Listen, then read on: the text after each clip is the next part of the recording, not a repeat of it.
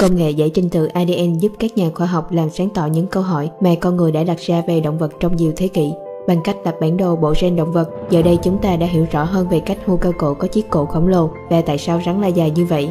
Giải trình tự bộ gen cho phép chúng ta so sánh và đối chiếu ADN của các loài động vật khác nhau và tìm ra cách chúng tiến hóa theo những cách độc đáo của riêng chúng.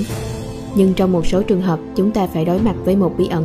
Đó là một số bộ gen của động vật dường như bị thiếu một số gen nhất định. Những gen xuất hiện ở các loài tương tự khác và phải có mặt để giữ cho động vật sống sót. Những gen dường như bị thiếu này được gọi là ADN tối, và sự tồn tại của nó có thể thay đổi cách chúng ta suy nghĩ về sự tiến hóa.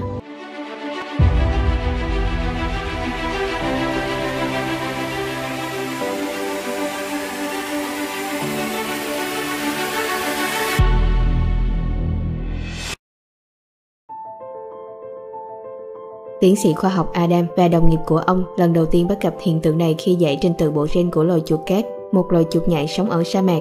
Đặc biệt, họ muốn nghiên cứu các gen của chuột nhảy liên quan đến việc sản xuất insulin để hiểu tại sao loài động vật này đặc biệt dễ mắc bệnh tiểu đường type 2. Nhưng khi họ tìm kiếm một gen gọi là BDX1 kiểm soát việc tiết insulin thì nhận thấy nó bị thiếu, cũng như 87 gen khác xung quanh nó. Một số gen bị thiếu này bao gồm BDX1 rất cần thiết, và nếu không có chúng, động vật không thể tồn tại. Vậy những gen đó đang ở đâu? Manh mối đầu tiên là trong một số mô của cơ thể chuột cát, họ đã tìm thấy các sản phẩm hóa học mà theo lý thuyết phải do các gen mất tích tạo ra. Điều này chỉ có thể xảy ra nếu các gen hiện diện ở đâu đó trong bộ gen và chúng không thực sự bị thiếu mà chỉ bị ẩn đi. Trình tự ADN của các gen này rất giàu các phân tử G và C, hai trong số 4 phân tử cơ sở tạo nên ADN. Trình tự giàu các phân tử này gây ra các vấn đề đối với một số công nghệ giải trình tự ADN. Điều này khiến nhiều khả năng các gen họ đang tìm kiếm khó phát hiện hơn là bị thiếu. Vì lý do này, họ gọi chuỗi ẩn đó là ADN tối để ám chỉ vật chất tối, thứ mà chiếm khoảng 25% vũ trụ và không thể phát hiện ra. Bằng cách nghiên cứu sâu hơn về bộ gen của loài chuột cát, họ đã phát hiện ra rằng một phần gen của nó có nhiều đột biến hơn so với các bộ gen của loài gặm nhấm khác. Tất cả các gen trong điểm đột biến này hiện có ADN rất giàu phân tử GC và đã bị đột biến đến mức khó có thể phát hiện ra chúng bằng các phương pháp tiêu chuẩn.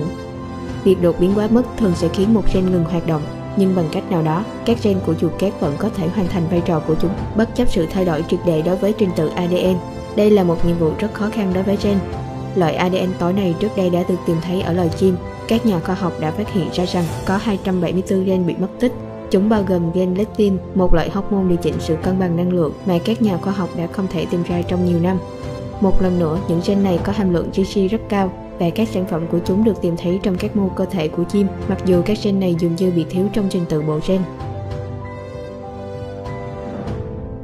Hầu hết các định nghĩa trong sách giáo khoa về sự tiến hóa đều nói rằng nó xảy ra theo hai giai đoạn: đột biến, sau đó là chọn lọc tự nhiên.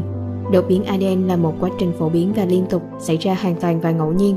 Sau đó, chọn lọc tự nhiên hành động để xác định liệu các đột biến có được lưu giữ và truyền lại hay không, thường phụ thuộc vào việc chúng có mang lại thành công sinh sản cao hơn hay không.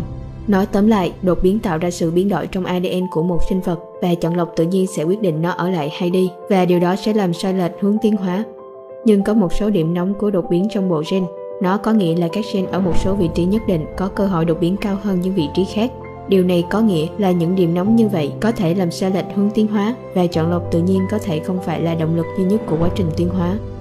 Câu hỏi đặt ra là liệu có phải tất cả các gen của động vật đều chứa ADN tối, và nếu không, điều gì làm cho chuột nhảy và chim trở nên độc đáo như vậy, và ADN tối đã tác động như thế nào đối với sự tiến hóa của động vật. Trong ví dụ về loài chuột cát, điểm nóng đột biến có thể đã làm cho động vật thích nghi với cuộc sống sa mạc. Nhưng mặt khác, đột biến có thể xảy ra quá nhanh đến mức chọn lọc tự nhiên không thể hành động để loại bỏ bất cứ thứ gì có hại trong ADN. Nếu đúng, điều này có nghĩa là các đột biến bất lợi có thể ngăn chuột cát sống sót bên ngoài môi trường sa mạc hiện tại của nó. Việc phát hiện ra một hiện tượng kỳ lạ như vậy chắc chắn đặt ra câu hỏi về cách thức bộ gen phát triển và điều gì có thể đã bị bỏ sót trong các dự án giải trình tự bộ gen hiện có. Nếu bạn biết thêm gì về chủ đề này, hãy để lại thông tin dưới phần bình luận nhé!